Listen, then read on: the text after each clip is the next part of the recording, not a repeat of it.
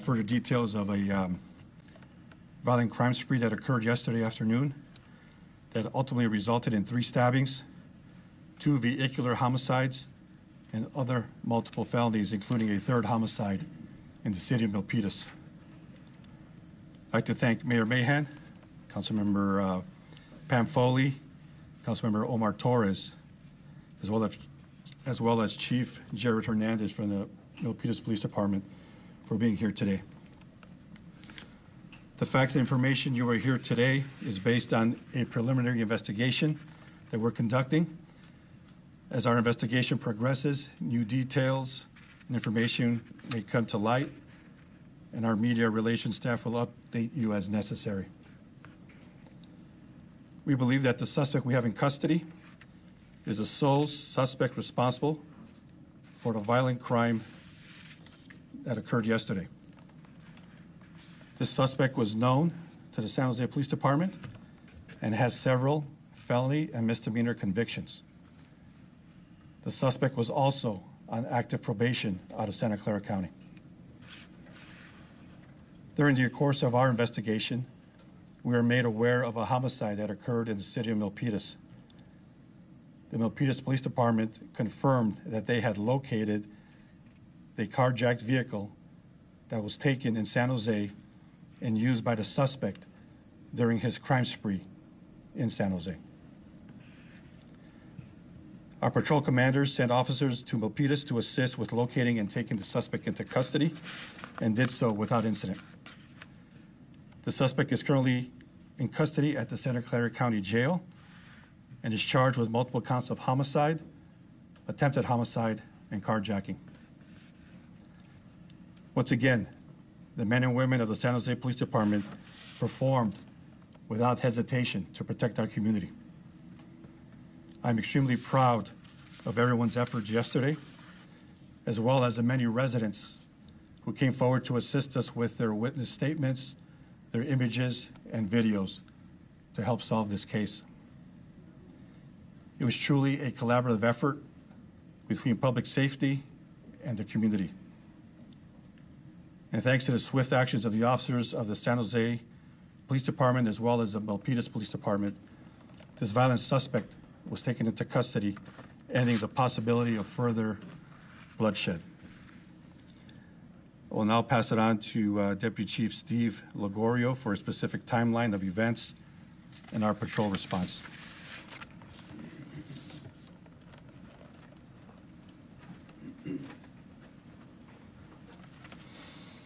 Good afternoon. I am Deputy Chief Steve Ligorio, San Jose Police Department, Bureau of Investigations. I'll provide you with a timeline of events that occurred yesterday. All times are approximate. 3:11 p.m., officers responded to a stabbing and carjacking near Cooser and Delwood in South San Jose. An adult male victim was stabbed with life-threatening injuries, but was later stabilized. The suspect left in the victim's tan Honda minivan. At 3:31 p.m., officers responded to a stabbing and carjacking in the parking lot at 1800 Hillsdale Avenue. The suspect stabbed the victim, carjacked him, then used his burgundy Honda Pilot SUV to strike a pedestrian in the parking lot. The stabbing victim had life-threatening injuries, but was stabilized. The pedestrian has been stabilized with non-life-threatening injuries. At 4 p.m., officers responded to a stabbing at 4th Street and St. John, downtown San Jose. That event actually occurred at 10th and Santa Clara. The victim suffered non-life-threatening injuries after the suspect struck his vehicle, then stabbed him. At 4:12 p.m., officers responded to 16th and Santa Clara for a collision involving a vehicle versus 3 pedestrians. The vehicle matched the description of the carjacked vehicle. Preliminary investigation revealed that the suspect intentionally struck the victims. 2 victims died at the scene. Shortly after that, the suspect struck a person who was on a motorized scooter in the area of 2200 Alum Rock. At 4:32 p.m., Milpitas Police Department responded to a stabbing in the 400 block of Jacqueline Road. The suspect's vehicle was also located abandoned in that area. San Jose Police patrol units responded to assist Milpitas. And now I'm going to turn it over to Chief Hernandez to give chain of events in Milpitas.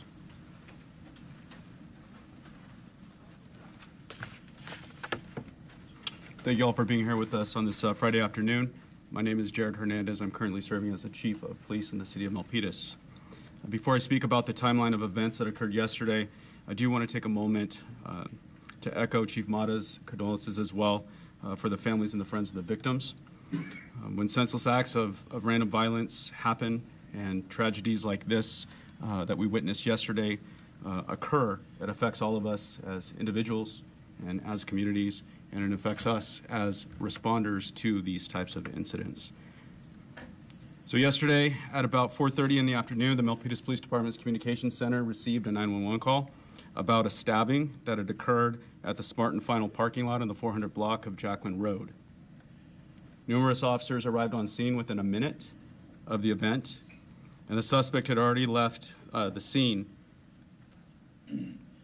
Officers that arrived immediately began rendering first aid to the victim. It was a single victim, a 27-year-old male resident of the city of Milpitas, and they began CPR.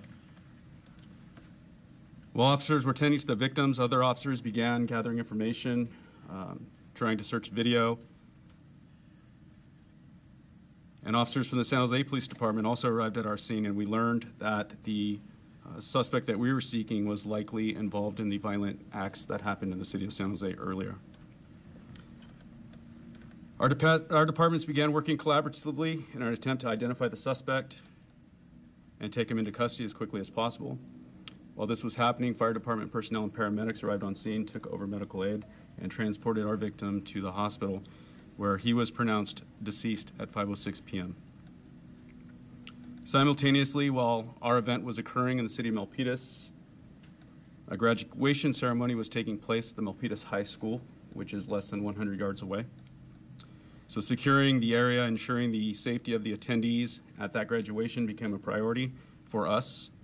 We moved officers to perimeter positions to ensure people inside the venue were protected, and we placed plainclothes detectives inside of that ceremony. We could not have done that without the assistance of the San Jose Police Department, and because of that collaborative effort, we were able to maintain community safety. As Chief Mata had mentioned, the suspect vehicle was located in the city of Milpitas at the shopping center. We believe that the suspect was still in the area as a result of a canine track, so thank you to the canine team that gave us that information. With the assistance of the San Jose Police Department's air unit overhead, Milpitas police officers and San Jose police officers canvassed the area for the suspect in a coordinated and collaborative effort to bring him into custody. At about 6:15 p.m., the suspect emerged from a parked vehicle, and our officers took him into custody on Arizona Avenue, less than a quarter mile from our stabbing scene. Currently, detectives from the Milpitas Police Department and the San Jose Police Department continue to work collaboratively as we try to piece together the events of what happened yesterday and identify a motive behind the person's actions. I want to thank our dispatchers, our officers, and our detectives for the quick response, as well as the San Jose Police Department for the collaboration and the support. I believe that the quick actions of our dispatchers in taking the information from the 911 call, coupled with their quick dispatching of the incident and the rapid response of our officers from both the Milpitas Police Department and the San Jose Police Department, we ended the crime spree. We were able to effectively prevent additional people from being injured and ultimately take a suspect into custody. Thank you. Next, we're going to have Mayor Matt Mahan come up and say a couple words.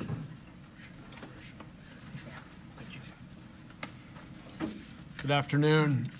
First, on behalf of a shocked and saddened city, I want to express my deepest condolences to the families of the victims of this senseless violence we witnessed yesterday. I'm heartbroken by what took place in our city. There are really no words.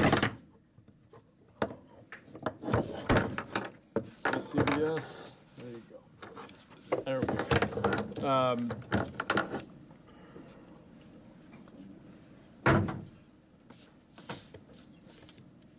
There are no words that can convey the depth of our sorrow to the families of the victims.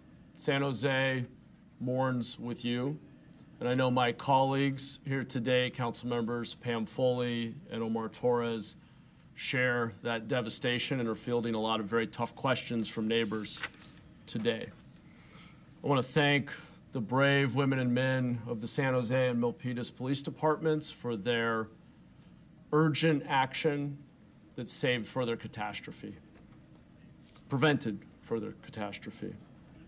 So as you heard from both our chief and Milpitas chief, our departments are still doing a lot of work to track down every detail and better understand what happened, and we'll clearly learn much more in the days ahead. But in the meantime, we will stand together and grieve as one city. I think this awful incident just shows how much more work we have to do to make sure our cities are safe. Far too many people in our region and our city do not feel sufficiently safe. It's why I want to double the rate at which we hire police officers. And it's why I believe that when we're dealing with individuals who are repeat offenders with multiple convictions, our city, county, and state must do a better job of holding people accountable for getting the care that they need or getting them off of our streets. So once again, I want to express my deepest condolences to the victims' families. I want to really thank everyone in the San Jose and Milpitas police departments for their swift action that surely saved additional lives. And I know we'll be learning much more in the days ahead, and we'll continue to keep you all updated. Thank you. Lastly, I just want to reiterate that a lot of the information that we shared is what we know at this moment. So there's a lot of information that we don't have, but I'm sure a lot of you have questions. So Chief Mata is going to come up and answer some of those questions. If you can direct most of those questions toward the San Jose investigation, if after you have a couple of questions, I believe Chief for Milpitas will answer a few of those as well, so that we're not going back and forth. All right, Chief Mata. Chief, his criminal rap sheet is long. Should he have not been on the streets? He has several felony and misdemeanor convictions spanning over several years. Again, we're just one part of the criminal justice system, right? We're the gatekeepers. We have the county that's involved, as you heard our mayor, right? That involves, right, the jails, probation, right, the DA's office and public defender's office. And then we have the judiciary. So, I mean, we have to look at, you know, given his history, where the system failed, if that were the case. But we have to look at each individual crime that he was convicted of to figure out what happened. And that's something that we're working with the district attorney's office to figure out. The court also provided some mental health assistance, if you will, to him in the past. Could his mental health have been a motive? We're looking at not only the mental health, substance abuse, again, his prior history to see what the motive was. We didn't, again, this is still an investigation. We're going to be working with district attorney's office to determine what the motive was, taking all that into consideration. Was he under the influence of drugs or alcohol? We don't know that. We'll probably get the results later on. So are you saying the system failed by him being on the streets? Is that what you were talking about that? You were like, the system failed. What do you mean by that? What I meant is that we're one part of the system. We have to see where the system failed this individual. Right? I didn't say the system failed. We have to figure out what happened to him, given you know, his prior criminal convictions. Is there any commonality among the people who were attacked? No, it was just random attacks. Like was mentioned, senseless acts that this individual committed. Same knife used in each case, you know? That's something, we believe so, but that's something we're going to look into as well. To see if he had any other weapons as well. So some of the pedestrians had been identified, had mentioned that the deputy chief had said that they were intentionally hit. Was that the case at one in Hillsdale and then a person on the motorized scooter, or was that just kind of they were in the way as he was trying to get away or do whatever he was doing with the car?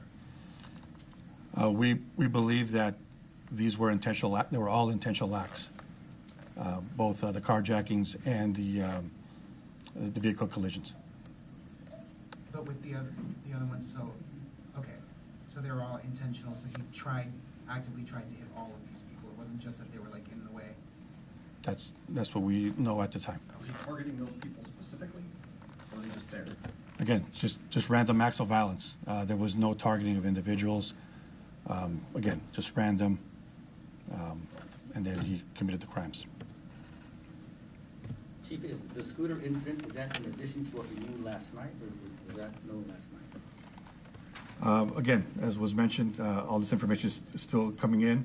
That's why we urge our community, if they heard or saw something last night or were a victim of this individual's actions, we want them to come forward. Yes, we're learning new things as this investigation continues. And he got out of a vehicle when he was apprehended. Was that a different vehicle than, was it another vehicle that he had broken into? Do we know the state of that vehicle? I think we mentioned that it was the same vehicle that was taken in San Jose and that was recovered in Milpitas. So we have that vehicle. All right, we'll go ahead and move over to Milpitas. If anybody has any Milpitas specific questions. Chief Hernandez, if you could reiterate what you have to do at the Milpitas High again. Certainly. So while we were investigating our stabbing, at the time it was a stabbing, we weren't aware of the victim's condition at that time. There was a graduation occurring at the local high school. And so we had the tough choice, do we end the ceremony, which could create additional issues, or do we provide some type of site security the best that we can? So we elected to provide site security, so that way we knew where all the pedestrians were. We thought that that was the best approach to promoting public safety. So we brought in additional officers to basically surround the ceremony, and then we put plainclothes detectives on the ground inside of the ceremony. At that time we had a photo, so we knew who we were looking for. At least we didn't know the identity, but we knew what they looked like.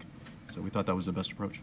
So the attendants had no idea what was going on? I'm sure that there was a little bit of angst because there was a helicopter flying above, but there was not any outwardly facing information at that time. We were still new into the investigation, still learning that what we were dealing with may have been related to what San Jose was dealing with. It would have been premature to send that out that time. Chief, you said that the suspect exited a vehicle. Did he surrender to you, or did you recognize him and take him into custody? So he came out of a vehicle and moved up the street, and we had received information either through an officer or a witness, I'm uncertain at this time, that the person was walking down the street. And when officers, I guess I would describe it as a overwhelming show of force with multiple bodies there, he just basically surrendered. How long was he? How long did you guys not know where he was? So I think there's maybe like a couple hours where he was sitting in his car. Or when did you guys find him? How long was he sitting in his car at that point? So our original call for service was about 4:30 in the afternoon, and he was taken into custody, I believe, at 6:15 p.m. Did you recover any weapons, any knives? A weapon was recovered. All right, we'll go ahead and close it up here. If you have